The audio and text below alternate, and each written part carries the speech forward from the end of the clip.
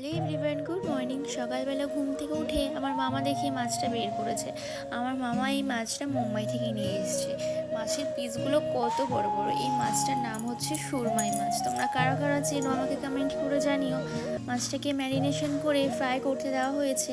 এরপর আমাদের বাড়িতেই কারি পাতা গাছ রয়েছে, তো মামা বললো যে কারি পাতা নিয়ে আয়, তো মাছটার উপর দিয়ে দিয়ে দিয়েছিল।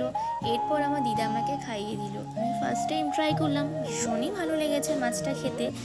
আমাদের কলকাতাতে এই মাছটা পাওয়া যায় নাকি আমি সেটাও জানি না। এরপর বাকি মাছগুলো করে নিচ্ছিল মামা।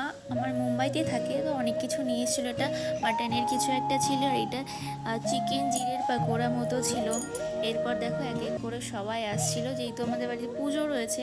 এটা হচ্ছে আমার ভাই, তারপর ওখানে আমার মাসি আর ভাই, বড় ভাই, মেসো সবাই ছিল।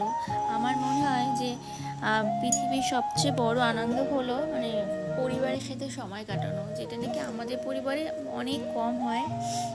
আর কি বলবো, সবাই আসছিল বলে ভীষণই ভালো লাগছিল। এটা হচ্ছে আমার মাসি, কত গুলমুল হয়ে গেছে আমার মাসি।